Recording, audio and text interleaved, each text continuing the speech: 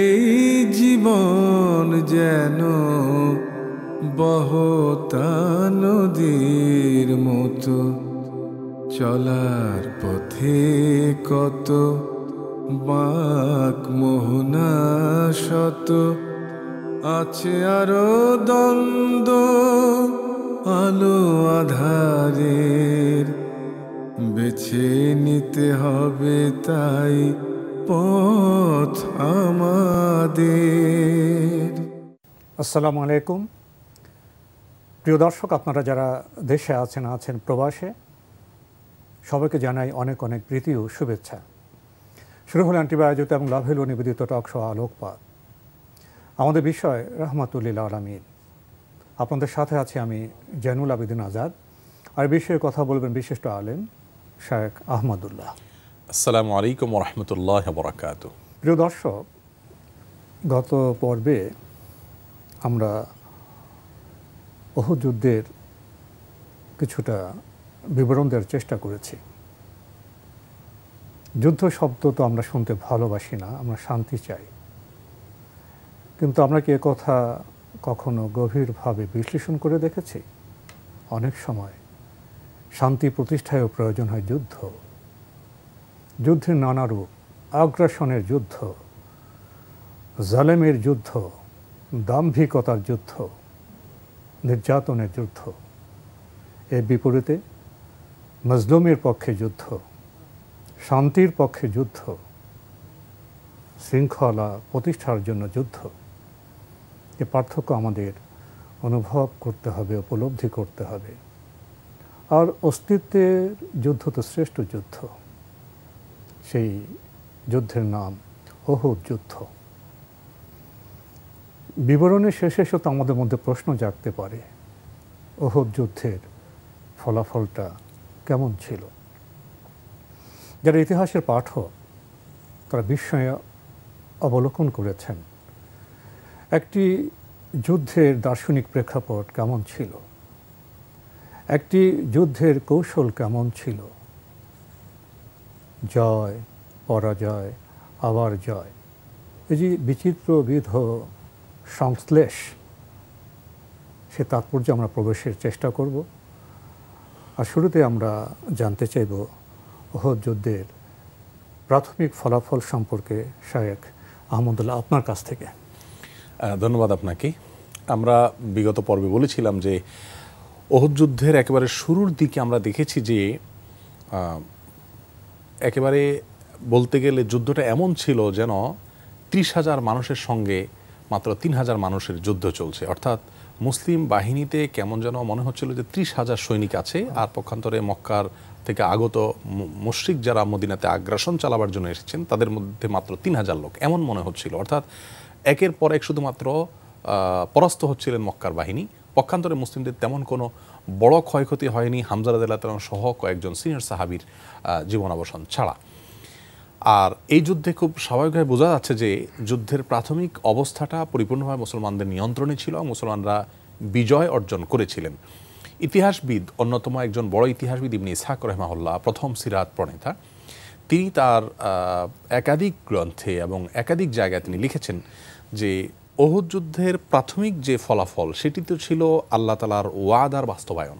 আল্লাহ তাআলা যে বলেছেন যে তোমরা যদি ঈমানদার হয়ে থাকো, ওয়ালা তাহিনু ওয়ালা তাহজানু আনতুমুল আলাউনা ইন কুনতুম, তোমরাই বিজয়ী হবে, তোমরাই উপরে থাকবে, তোমাদেরই প্রভাব থাকবে। আল্লাহ তাআলা তোমাদেরকে কখনো পরাস্ত করবেন না যদি তোমরা প্রকৃত ঈমানদার হয়ে থাকো। তো আল্লাহর সে ওয়াদার বাস্তবায়ন ইবনে ইসহাক বলেছেন উহুদ যুদ্ধে হয়েছে, অর্থাৎ মুসলমানরা বিজয় লাভ করেছেন। এবং একই কথা বলেছেন প্রায় আব্দুল্লাহ ইবনে জুবাইর রাদিয়াল্লাহু তাআলা আনহু, তার বাবা জুবাইর ইবনুল আওয়াম রাদিয়াল্লাহু তাআলা সূত্র বরাত দিয়ে তিনি বলেছেন যে আমি দেখছিলাম যুদ্ধের একটা পর্যায়ে এসে মক্কার মুশরিকদের বড় বড় অনেকে তো পরাস্ত হচ্ছিলেন, তাদের নারীদের যে দল ছিল সেটি এবং তাদের চাকর বাকর ছিল, তারা সবাই তাদের সামানাপত্র গোছিয়ে তারা পলায়ন করার প্রস্তুতি নিচ্ছিল। এটা আমি দেখতে পেয়েছি। অর্থাৎ তারা পৃষ্ঠ প্রদর্শন। এর মানে হলো যুদ্ধের প্রাথমিক যে চিত্র সেটি ছিল মুসলিমদের একচ্ছত্র বিজয়, এবং বিজয়ের কারণটাও ছিল অত্যন্ত পরিষ্কার। সুসংহতভাবে নবী করিম সাল্লাল্লাহু আলাইহি ওয়াসাল্লাম অত্যন্ত সুসংগঠিতভাবে সুশৃঙ্খলভাবে নেতৃত্ব দিয়েছেন এবং সকল প্রকার কৌশলকে যথাযথভাবে তিনি প্রয়োগ করেছিলেন। এবং সবচেয়ে বড় একটা অর্জন ছিল আসলে যারা নবী করিম সাল্লাল্লাহু আলাইহি ওয়াসাল্লামের আশেপাশে থেকে যুদ্ধ করেছেন। আপনি যেমনটি বলেছেন যে যুদ্ধ তো শুধু যুদ্ধ নয়, এটি ছিল শান্তির জন্য অভিযাত্রা, শান্তির জন্য অভিযান। মাতৃভূমি থেকে তাড়িয়ে দেয়া মানুষগুলো যখন কোথাও আশ্রয় নিল, সেখানেও গিয়ে যখন হামলা করা হলো, তখন একটা অস্তিত্ব রক্ষা করার একটা অস্তিত্বের উপরে হামলা হলো। তখন নবী করিম সাল্লাল্লাহু আলাইহি ওয়াসাল্লামের একার ব্যাপার ছিল না, তখন সেখানে মদিনার মানুষের স্বার্থ। তিনি চাইলে মদিনাবাসীকে বিপদে ঠেলে দিয়ে নিজের যান বাঁচানোর চিন্তা করতে পারতেন, কিন্তু না, সবাইকে সাথে নিয়ে গোটা মদিনা রাষ্ট্রকে সংরক্ষণ করবার জন্য, হেফাজত করবার জন্য লড়াই করলেন। এই যুদ্ধে সাহাবায়ে কেরামের অংশগ্রহণটাও ছিল আল্লাহকে সন্তুষ্ট করবার জন্য। এখানে কোনো সাম্প্রদায়িক টান থেকে, আকর্ষণ থেকে মহত্তর চেতনা ছিল, যার কারণে কিন্তু তারা প্রত্যেকে জীবন বিসর্জন করতে পেরে বরং নিজেকে সার্থক মনে করতেন। এবং যে জাতি আল্লাহর জন্য যে নিজের সব কিছুকে উৎসর্গ, এমনকি নিজের জীবনটাকে উৎসর্গ করতে প্রস্তুত থাকে, সে জাতিকে তো আসলে পরাস্ত করা যায় না। হানজালা রাদিয়াল্লাহু তাআলা বিশেষ করে ঘটনাটি চলে আসে, কারণ হানজালা রাদিয়াল্লাহু তাআলার ঘটনাটি না হলে উহুদ যুদ্ধের পুরো ইতিহাসটা অপূর্ণাঙ্গ থেকে যায়। আসলে হানজালা রাদিয়াল্লাহু তাআলা আনহু, যাকে গাসিলুল মালাইকা বলা হয়, এবং ইতিহাসে তার এই উপাধিটা এখনও মানুষ স্মরণ করে, মুসলমানরা এমনকি অমুসলমানরাও জানে যে হানজালা রাদিয়াল্লাহু তাআলা আনহু তিনি যখন উহুদ যুদ্ধের সংবাদ শুনেছেন, তখন তার বাসর রাত্রি ছিল। তিনি তার স্ত্রীর সাথে প্রথম সাক্ষাতের যে কঠিন, মানে দারুণ একটি সময়, সেই সময়টাতে তিনি ছিলেন। সেই মুহূর্তে যখন তিনি উহুদ যুদ্ধের ঘটনা শুনতে পেলেন যে নবী করিম সাল্লাল্লাহু আলাইহি ওয়াসাল্লাম সাহাবায়ে কেরামকে সাথে নিয়ে তাদের অস্তিত্ব রক্ষার লড়াইয়ে তারা বের হয়ে গেছেন, তখন হানজালা রাদিয়াল্লাহু তাআলা আনহু তিনি তার বাসর ঘর থেকে স্ত্রীকে রেখে তিনি চলে গেলেন। খুব বড় ঘটনা। এবং এই জায়গা থেকে যুদ্ধে চলে যাওয়া এবং সেখান থেকে শাহাদাত বরণ করার, ফিরে না আসা, এটি মনে হয় মানব ইতিহাসের সকল যুদ্ধে অহরহ এরকম ঘটনা ঘটে না, বরং এরকম ঘটনা একটিও খুবই বিরল ঘটনা। তো নবী করিম সাল্লাল্লাহু আলাইহি ওয়াসাল্লামের ডাকে সাড়া দিয়ে, মানে আনুগত্যের লেভেলটা, স্তরটা কি ছিল সাহাবীদের, যে আল্লাহ নবীর নির্দেশ, আল্লাহর নির্দেশ, অতএব সেই নির্দেশ পালনে আমি কোন অবস্থায় আছি সেটা মোটেও আমার জন্য গুরুত্বপূর্ণ নয়, বরং নবী সাল্লাল্লাহু আলাইহি ওয়াসাল্লামের নির্দেশটাই গুরুত্বপূর্ণ। তিনি বের হয়ে, এটা হলো ভালোবাসার প্রকৃষ্ট প্রমাণ, উদাহরণ। তো নবী করিম সাল্লাল্লাহু আলাইহি ওয়াসাল্লামের নির্দেশ নিয়ে আসলেন। আসার পরে যুদ্ধে তিনি লড়াই করতে করতে করতে করতে প্রত্যক্ষদর্শী কয়েকজন সাহাবীর বিবরণ ছিল এরকম যে তিনি সম্মুখের দিকে অগ্রসর হয়ে যাচ্ছেন। কোনো রকম, এখন যেরকম দেখা যায় অনেকে আমরা দায় সারা গোছের কাজ করি, একটা সমাজ সংস্কারের কাজ, একটা সমাজে পরিবর্তনের কাজ, ভালো কোনো করছি, এরকম একটা ভাব থাকে। এরকম একজন সাহাবীর মধ্যেও ছিল না। হানজালা রাদিয়াল্লাহু তাআলা আনহু যেখানে বাসর রাত থেকে এসেছেন, তিনি চাইলে তো একটু পেছনে পেছনে থেকে কোনো রকম দায় সারা ভাব থেকে নিয়ে ওজর ছিল, কিন্তু সেটা না করে তিনি পূর্ণ উদ্যমের সাথে তিনি যুদ্ধ করলেন। করতে করতে একটা পর্যায়ে যখন মক্কার বাহিনী প্রধান আবু সুফিয়ানের কাছাকাছি তিনি চলে গেলেন এবং আবু সুফিয়ানকে অনেকটা পরাস্ত করে ফেলেছেন, ঠিক এই সময়টাতে এসে আবু সুফিয়ানের সহযোগীরা এসে হানজালা রাদিয়াল্লাহু তাআলার উপর আঘাত করে তাকে শহীদ করলেন। এবং তার শাহাদাতের পর নবী করিম সাল্লাল্লাহু আলাইহি সাল্লাম সাহাবীদেরকে বলেছেন, আল্লাহ তাআলা ওহীর মাধ্যমে তাকে জানিয়েছেন যে তিনি আসলে বাসর রাত থেকে, তিনি বাসর ঘর থেকে স্ত্রীকে ফেলে রেখে, তিনি তার নববধূকে ফেলে রেখে তিনি চলে এসেছেন। এবং গোসল ফরজ হয়েছিল, সে গোসল তিনি করতে পারেননি। ফেরেশতারা তাকে, আল্লাহর পক্ষ থেকে ফেরেশতারা এসে তাকে শূন্যে তুলে গোসল দিয়েছেন। নবী সাল্লাল্লাহু আলাইহি ওয়াসাল্লাম সে দৃশ্য দেখেছেন, সে বিবরণ তিনি সাহাবীদেরকে বলেছেন। এবং উপাধি হয়ে গেছে গাসিলুল মালাইকা, অর্থাৎ ফেরেশতাদের হাতে যার গোসল হয়েছে, যিনি নিজে গোসল করার সুযোগটা পান নাই, কিন্তু আল্লাহ তাআলা তাকে সসম্মানে তাকে এইভাবে গোসলের আয়োজন করেছেন। তো এরকম জানবাজ, এরকম জীবনবাজ এবং আত্মত্যাগকারী সাহাবীদের মাধ্যমে কিন্তু যুদ্ধের প্রাথমিক ফলাফলটা পরিপূর্ণভাবে রাসূল আকরাম সাল্লাল্লাহু আলাইহি সাল্লামের অনুকূলে ছিল এবং তাদের বিজয় হয়েছিল। কিন্তু এখানে এসে যে ঘটনা, সেটা আমরা সবাই কম বেশ জানি যে সাহাবীদের মধ্যে থেকে ওই যে 50 জনের তীরন্দাজ বাহিনী যেটা নবী সাল্লাল্লাহু আলাইহি ওয়াসাল্লাম ঠিক করেছিলেন এবং তাদেরকে পাহাড়ের চূড়ায় থাকতে রেখেছিলেন, তাদেরকে শুরুতে তিনি কিন্তু নির্দেশনা দিয়েছেন যে দেখো, আমরা যুদ্ধে হারি কিংবা জিতি, তোমরা আমার নির্দেশ পাওয়ার আগ পর্যন্ত উপর থেকে স্থান ত্যাগ করবে না। এবং যদি দেখো আমরা যুদ্ধে জিতে গেছি, এমনকি আমরা তরবারি খাপে ঢুকিয়ে ফেলেছি, তারপরেও তোমরা নামবে না আমার নির্দেশ পাওয়ার আগ পর্যন্ত।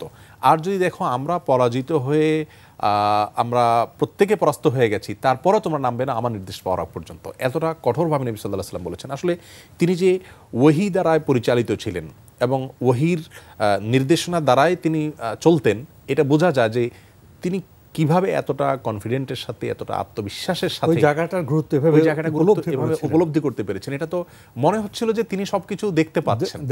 ব্যাপারটি মনে হচ্ছিল যে এমন যে তারা নেমে গেলে কি কি সমস্যা হতে পারে তিনি জানেন, মানে কতটা বিচক্ষণতা, সময়ের সীমাবদ্ধতাকে অতিক্রম করে আরো বেশি কিছু দেখে ফেলেছেন। আল্লাহ রাব্বুল আলামিন এইভাবেই ওহির মাধ্যমে তার নবী সাল্লাল্লাহু আলাইহি ওয়াসাল্লামকে আসলে গাইড করেছেন, পথ নির্দেশ করেছেন।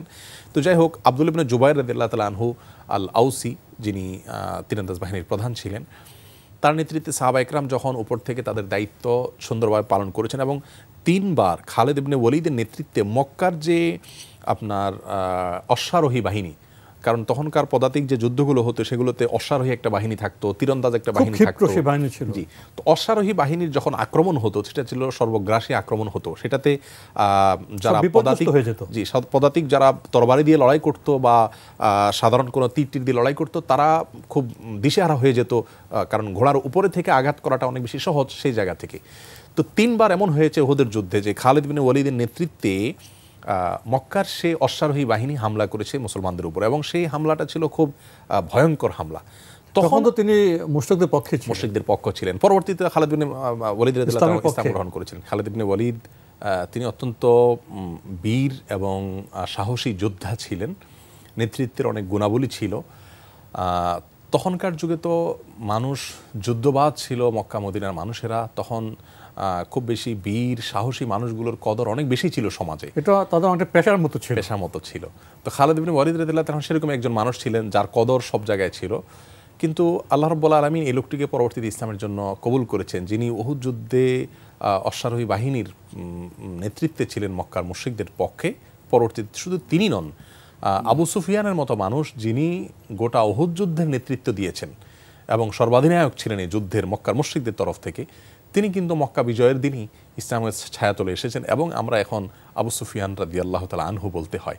আমার মনে হয় এইটা আচরণের পরিবর্তনের কারণে তার যে উপাধি সেটাও পরিবর্তিত হয়ে গেছে। অর্থাৎ ইসলাম একজন মানুষ যখন আল্লাহর আনুগত্যকে স্বীকার করে নেয়, আল্লাহর দাসত্বকে তিনি মেনে নেন, তিনি যখন নিজেকে সংশোধন করে নেন, তখন তার পেছনে সব কিছুকে ভুলে গিয়ে তাকে বুকে তোলার যে একটা শিক্ষা, ইমানি ভ্রাতৃত্বের বিষয়টি এখানে অনেক বড়। ব্যক্তিগত যে রেশারেশিগুলো থাকে, যেখানে হয়তো গোত্রগত গোষ্ঠীগত স্বার্থ থাকে বা অঞ্চলগত বা নিজস্ব কোনো স্বার্থ থাকে, সেখানে কিন্তু এই জিনিসগুলো অনেক কঠিন হয়, এগুলো হয়ে ওঠে না। কিন্তু যেখানে সম্পর্কটা শুধু আল্লাহর জন্য হয়, শুধু একনিষ্ঠতার সাথে হয়, সেখানে কিন্তু এই বিষয়গুলো অনেক সহজ হয়ে যায়। আপনি দেখুন, শুধুমাত্র আবু সুফিয়ান না, আবু সুফিয়ানের কথা আমরা বলতে পারি, খালিদ ইবনে ওয়ালিদের কথা বলতে পারি, ওয়াহশির কথা বলতে পারি, হিন্দার কথা বলতে পারি। সুবহানাল্লাহ, যে এদের এত বড় বড় মানে নেতৃত্বের পর্যায়ে কাফিরদের পক্ষে যারা অবস্থান নিয়েছিলেন, সেই লোকগুলো যখন ইসলামের ছায়াতলে আসলেন, নবী করিম সাল্লাল্লাহু আলাইহি ওয়াসাল্লাম এবং সাহাবা একরাম সবাই তাদেরকে বরণ করে নিলেন। তাদের যে পেছনের বিজয়, তার উজ্জ্বল উদাহরণ, মক্কা বিজয় আসলে ইসলামের ইতিহাসে এত বড় একটি ঘটনা। আমার এখানে বিজয়ের চাইতে বোধহয় ক্ষমার বিষয়টি বেশি, ক্ষমার বিষয়টি অনেক উজ্জ্বল হয়ে উঠেছে। কারণ বিজয় মানেই হলো সেখানে যুদ্ধ, রক্তপাত, সেখানে আগ্রাসন, সেখানে প্রতিশোধের স্পৃহা, দাম্ভিকতা, কিন্তু এর কিছুই মক্কা বিজয় ছিল না। এরকম বিজয় এবং ক্ষমা, ঔদার্য পৃথিবীর ইতিহাসে তো বহু শহর, বহু অঞ্চল, বহু জায়গায় বিজয় হয়েছে, কিন্তু কোথাও কি শত্রুপক্ষের প্রতি এরকম উদারতা দেখানোর কোনো দৃষ্টান্ত কেউ দেখাতে পারবে? নবী সাল্লাল্লাহু আলাইহি সাল্লামের সাহাবা একরামের যে আন্তরিকতা ছিল, সেটি যদি এই পর্যায়ে থাকতো যে না আমাদের ব্যক্তিগত রেশারেশি, তাহলে কিন্তু আর ইসলামে আসতে পারতেন না তারা। হানজালা রাদিয়াল্লাহু তাআলা বিসর্জনের কথা বলছিলাম, আত্মত্যাগের কথা বলেছিলাম। তো এগুলোর মাধ্যমে আসলে আল্লাহ তাআলা মুসলমানদেরকে উহুদের যুদ্ধের প্রাথমিক যে বিজয়টা, সেটা এইভাবে দিচ্ছিলেন যে, ওই যে আমরা শুরুতে বলেছিলাম কোনো এক পর্বে, যে সুআব নামক কৃতদাস, যার হাত থেকে তরবারি পড়ে গিয়েছিল এবং 10 জন পরপর তরবারির পতাকাবাহী, তার পতাকাবাহী 10 জনই যখন পরাস্ত হয়ে গেছে, সেই থেকে আর পুরো যুদ্ধের শেষ পর্যন্ত পতাকাটা তোলবার কোনো মানুষ ছিল না মক্কার মুশরিকদের তরফ থেকে। তার মানে কি পরিমাণ কোণঠাসা তারা ছিলেন, বিধ্বস্ত ছিলেন। যারা পৃথিবীতে আগ্রাসন চালায়, পৃথিবীতে যারা অন্যায় করে, জুলুম করে, মানুষের অসহায়তাকে পুঁজি করে মানুষের উপরে যারা প্রভাব খাটা, এই লোকগুলোর প্রভাব খুব সীমিত হয়। মেরুদণ্ডটা খুব দুর্বল হয়। আমরা দেখি যে মক্কার মুশরিকদের তাদের দাপট ছিল মক্কাতে কিছু সময়, কিন্তু পরবর্তীতে তাদেরকে কিভাবে আল্লাহ তাআলা জায়গায় জায়গায় পরাস্ত করেছেন এবং কিভাবে তারা খুব অল্প সময়ের ব্যবধান নিশ্চিহ্ন হয়ে গেছে। যাই হোক, এই ছিল মোটামুটি প্রাথমিক বিজয়ের ঘটনা। আমরা যেটি বলছিলাম, তীরন্দাজ বাহিনী, জি তীরন্দাজ বাহিনীর লোকগুলো যখন দেখতে পেলেন যে যুদ্ধ শেষ, মক্কার মুশরিকরা খালিদ ইবনে ওয়ালিদ, আবু সুফিয়ান সহ সমস্ত নেতারা সহ সবাই যখন পলায়ন করে জাবালুর রুমাত, যেটাকে আমরা বলছি তীরন্দাজ বাহিনীদের পাহাড়, সে পাহাড়ের বিপরীতে অর্থাৎ মক্কার দিকে তারা চলে গেল এবং ছড়িয়ে ছিটিয়ে গেছে, তাদের ঐক্যবদ্ধভাবে বিক্ষিপ্ত হয়ে আছে।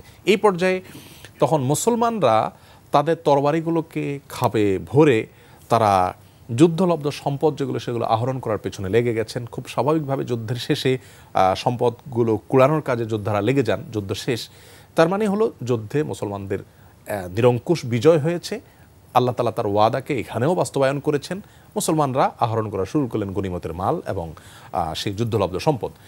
এদিকে তীরন্দাজ বাহিনীদের একটা বড় অংশ তারা দেখলো যে যুদ্ধ তো শেষ এবং মক্কার মুশরিকরা তারা খাপেবদ্ধ হয়ে গেছে, মুসলমানরা সবাই গনিমত মাল আহরণ করছে, তো আমরা কেন বসে থাকবো, আমরা কিছু আহরণ করি। তখন তাদের একটা বড় অংশ উপর থেকে তারা নিচে নামতে শুরু করলেন। আব্দুল্লাহ ইবনে জুবাইর রাদিয়াল্লাহু তাআলা আনহু তখন নবী সাল্লাল্লাহু আলাইহি ওয়াসাল্লামের সেই প্রাথমিক যে নির্দেশনা ছিল সেটাকে বারবার স্মরণ করাচ্ছিলেন যে দেখো তোমাদেরকে নবীজি কিন্তু বলেছেন যে আমরা জিতি কিংবা হারি, ওনার নির্দেশ ছাড়া নামা যাবে না, আমার নির্দেশ ছাড়া তোমরা সেখান থেকে স্থান ত্যাগ করবে না, তোমরা সেখানে অপেক্ষা করবে। আব্দুল্লাহ ইবনে জুবাইরের এই আহ্বান সত্ত্বেও প্রায় 40-42 জন, 50 জন বাহিনীর ভিতরে 40 থেকে 42 জন প্রায় চলে এসছেন, সিংহভাগ চলে আসেন। মাত্র 9-10 জন সাহাবীকে সাথে নিয়ে আব্দুল্লাহ ইবনে জুবাইর রাদিয়াল্লাহু তাআলা অপেক্ষা করলেন সেখানে। এবং এই দীর্ঘ সময় পর্যন্ত তারা 10 জন আর কি বা করতে পারেন, 50 জনের কাজ 10 জন দ্বারা করা কঠিন হয়ে যায়। এই বিষয়টা খুব নিবিড়ভাবে প্রত্যক্ষ করলেন খালিদ ইবনে ওয়ালিদ এবং আবু সুফিয়ান যে ওপর থেকে তীরন্দাজ বাহিনী নেমে গেছে, এবং তার মানে হলো তারাও সুযোগের সন্ধান করলো। তারা তখন সুযোগের সন্ধান করলো। তারা বলল যে ঠিক আছে, তাহলে পুনরায় এখন আমরা বোধহয় সংঘবদ্ধ প্রত্যাঘাত করতে পারি, আমরা আবার সুসংগঠিত হয়ে আবার আঘাত করতে পারি, কারণ মুসলমানরা এখন আর যুদ্ধের পজিশনে নেই, তারা এখন সম্পূর্ণ স্বাভাবিক অবস্থা আছে। অতর্কিত হামলা যেটাকে বলা যায়, অতর্কিত হামলাটা এখন করা যেতে পারে। তখন আবু সুফিয়ান এবং খালিদ ইবনে ওয়ালিদ তাদের বিভিন্ন লোকদেরকে নাম ধরে ধরে ডেকে তাদেরকে আবার একত্র করলেন, সুসংগঠিত করলেন এবং যথারীতি এসে হামলা করলেন। এই সময়ে যে নির্মম একটা অধ্যায় এর সূচনা হলো, সেটা ছিল অত্যন্ত কষ্টের। মুসলমানদের মধ্যে যেহেতু সবাই ছিন্ন বিচ্ছিন্ন ছিলেন, যুদ্ধের মধ্যে যেরকম একটা পক্ষ একদিকে আর একটা পক্ষ আরেক দিকে থাকে সম্মুখ যুদ্ধে, এখানে সেটি ছিল না, শৃঙ্খলা ছিল না। পুরো ময়দান জুড়ে মুসলমানরা ছড়িয়ে ছিটিয়ে পড়লেন। এর মধ্যে মক্কার মুশরিকরা প্রবেশ করে তাদের মধ্যে ঢুকে পড়লো। এর ফলে যেটি হয়েছে, মুসলমানরা যখন আঁচ করলেন যে মক্কার মুশরিকরা আবার পুনরায় আঘাত করেছে এবং অতর্কিত হামলা করেছে, তখন মুসলমানরা যখন লড়াই শুরু করলেন তখন মুসলমানরা নিজেরা নিজেদেরকে অনেকে আঘাত করতে লাগলেন ভুলে, কারণ সবাই ছত্রভঙ্গ হয়ে গেলেন এবং তাদের অনেকে ব্যক্তিগতভাবে চিনেন না, মক্কার মুশরিকদের পক্ষের লোক মনে করে মারলেন। এমনকি এখানে এসে একজন সাহাবী, আমরা সবাই জানি নাম, হুযায়ফা ইবনুল ইয়ামান রাদিয়াল্লাহু তাআলা আনহু, নবী করিম সাল্লাল্লাহু আলাইহি সাল্লামের গোয়েন্দা বিভাগের দায়িত্ব যিনি পালন করতেন, তার সমস্ত গোপন বিষয়গুলো তার কাছে সংরক্ষিত থাকতো। সেই হুযায়ফা রাদিয়াল্লাহু তাআলা আনহুর বাবা ইয়ামান রাদিয়াল্লাহু তাআলা আনহু তিনি এই অতর্কিত হামলায় পড়ে গেলেন এবং মুসলমানরাই তাকে শত্রুপক্ষের লোক মনে করে আঘাত করলেন। হুযায়ফা চিৎকার করে বললেন, কিন্তু কেউ তার কথা তার কান পর্যন্ত যায়নি তাদের। পরবর্তীতে অবশ্য নবী সাল্লাল্লাহু আলাইহি ওয়াসাল্লাম হুযায়ফাকে বলেছেন, তোমার বাবার যেহেতু ভুলে নিহত হয়েছেন, অতএব আমরা আমাদের তরফ থেকে রাষ্ট্রীয়ভাবে তোমাকে তার ক্ষতিপূরণ দিতে চাই, অর্থ ক্ষতিপূরণ, যেটাকে দিয়ত বলা হয় ইসলামের ইতিহাসে। কোনো মানুষ যদি ভুলে নিহত হয় কারোর ভুলে, তাহলে সেখানে রক্তপণ দিতে হয়, চোরা 300 উটের মূল্য দিতে হয়। একটা মানুষের রক্তের মূল্য তো আর দেয়া যায় না, অন্তত ক্ষতিপূরণ দেওয়ার চেষ্টা, প্রতীকী মূল্য। তো হুযায়ফা রাদিয়াল্লাহু তাআলা সেটাকে অ্যাভয়েড করলেন। তিনি বললেন যে ইয়া রাসূলুল্লাহ, দ্বীনের জন্য, ইসলামের জন্য আমার বাবার জীবনকে আমি আল্লাহর জন্য উৎসর্গ করলাম, অতএব আমি এর জন্য কোনো বিনিময় চাই না। তিনি নিলেন না। নবী করিম সাল্লাল্লাহু আলাইহি ওয়াসাল্লাম তখন যুদ্ধের যখন পরিস্থিতি খুব চরম পর্যায়ে চলে গেল, তিনি সাহাবীদেরকে তিনি ডাকতে শুরু করলেন যে দেখো, তিনি চিৎকার করে বলতে লাগলেন যে তোমরা, আমি মুহাম্মদ, আমি তো আল্লাহ রাসূল বলছি, আমার দিকে তোমরা আসো। তখন নবী করিম সাল্লাল্লাহু আলাইহি ওয়াসাল্লামের সাথে মাত্র 9 জন সাহাবী ছিলেন। এই অবস্থায় মক্কার মুশরিকরা এটাকে সুবর্ণ সুযোগ মনে করলো যে মাত্র 9 জন সাহাবী দ্বারা বেষ্টিত আছেন তিনি, এখন যদি কয়েকশো মানুষ হামলা করে তাহলে খুব সহজে তাকে হত্যা করে ফেলতে পারবে। এই জায়গা থেকে নবী সাল্লাল্লাহু আলাইহি ওয়াসাল্লামের প্রতি হামলা শুরু করলো এবং 9 জন সাহাবীর ভিতরে 7 জন ছিলেন আনসারী, 2 জন ছিলেন মুহাজির। 2 জন সাহাবীর মধ্যে থেকে সাদ ইবনে আবি ওয়াক্কাস রাদিয়াল্লাহু তাআলা ছিলেন এবং তলহা রাদিয়াল্লাহু তাআলা ছিলেন। তলহা ইবনে উবাইদুল্লাহ রাদিয়াল্লাহু তাআলা এই 2 জন মিলে ওনাকে রক্ষা করার চেষ্টা করছেন, কিন্তু আঘাত আসতে লাগলো। নবী সাল্লাল্লাহু আলাইহি ওয়াসাল্লামের প্রতি আঘাত আসার পরে তার দাঁতে পাথরের আঘাত লাগলো, সেটির কারণে তার দাঁত ভেঙে গেল, চেহারায় আঘাত লাগলো, মাথায় আঘাত লাগলো, আহত হলেন, রক্তে তিনি রঞ্জিত হলেন, আহত হলেন। এবং এই অবস্থায় তিনি, একটা আশ্চর্যের বিষয়, এই অবস্থায় তিনি বলছিলেন কিভাবে ওই জাতি কল্যাণের ধারে কাছে যেতে পারবে যে তার নবীকে রক্তে রঞ্জিত করে। এবং তিনি আল্লাহর কাছে ওই মুহূর্তে দোয়া করছেন, আল্লাহুম্মা হাদি কওমি ফাইন্নাহুম লা ইয়ালামুন, আল্লাহ আমার জাতি বোঝে না, তাদেরকে আপনি হেদায়েত করুন। অর্থাৎ নবী সাল্লাল্লাহু আলাইহি ওয়াসাল্লাম ওই সময় কষ্টের মধ্যেও তাদের প্রতি অনুকম্পা, ওই যে রহমতুল লিল আলামিন, এখানে প্রতিশোধ স্পৃহাটা নেই, অর্থাৎ শেষ করে ফেলাও এটা তার উদ্দেশ্য না। তিনি যুদ্ধে নামতে বাধ্য হয়েছেন, তিনি আসলে কল্যাণ করা হচ্ছে, রক্তাক্ত করা হচ্ছে, ওনার থেকে সেই রহমতুল্লাহ আলামিনের যে বৈশিষ্ট্য সেটি তখনও বের হচ্ছে। অর্থাৎ এইরকম একটা সময়ও তার মানে তিনি যে আসলেই রহমতুল্লাহ আলামিন ছিলেন সেটি তখন যুদ্ধবাদ ছিলেন, সত্য প্রতিষ্ঠায় তিনি চ্যালেঞ্জে অবতীর্ণ হয়েছেন, লড়াইয়ে অবতীর্ণ হয়েছেন। এইজন্য তিনি কিন্তু শত্রু মনে করতেন না, আমরা যেটাকে সেভাবে শত্রু মনে করতেন না যে তাদেরকে নিশ্চিহ্ন করে ফেলো, বরং তার মধ্যে জিঘাংসা বৃত্তি ছিল না। এই পর্যায়ে এসেও তিনি তাদের কল্যাণকামী ছিলেন, আল্লাহর কাছে তাদের হেদায়েতের দোয়া চাইতেন এবং তাদের জন্য অনুকম্পা হতো যে আমি নবী হিসাবে আমার করার কারণে তারা তো ক্ষতিগ্রস্ত হবে। তো এই ছিল মোটামুটি যুদ্ধের পরবর্তী পরিস্থিতিটা, অর্থাৎ মুসলমানদের প্রাথমিক প্রতিকূলে অনেকটা চিত্র আপনি তুলে ধরলেন, জয় এবং তার পরাজয় এবং তার কারণ। এখানে এসে তো আমাদের অনেক কিছু জানতে হবে, সেটা ইনশাআল্লাহ আমরা পরবর্তী পর্বে সেদিকে যাওয়ার চেষ্টা করব। শেখ আহমদুল্লাহ, আপনি কষ্ট করে আমাদের স্টুডিওতে এসেছেন, সময় দিয়েছেন, সেজন্য আপনাকে অনেক ধন্যবাদ। আপনাকে অনেক অনেক ধন্যবাদ। প্রিয় দর্শক, আমরা দেখছিলাম এনটিভি আয়োজিত এবং লাভ হলো নিবেদিত টক শো আলোকপাত। আমাদের অনুষ্ঠান আপনারা এনটিভি অনলাইনেও দেখতে পারবেন, ভিজিট করুন www.ntvbd.com। এছাড়া ইউটিউবে এবং আমাদের ভেরিফাইড ফেসবুক পেজে অনুষ্ঠান দেখতে পারবেন। প্রিয় দর্শক, উহুদ যুদ্ধ শুধু কি যুদ্ধ? আমরা কয়েকটি পর্বে উপলব্ধি করলাম এই যুদ্ধে সত্যের যে অন্বেষা, সে অন্বেষায় চ্যালেঞ্জ মোকাবেলার চেতনা ছিল, মজলুম মানুষের পক্ষে দাঁড়াবার প্রচেষ্টা ছিল।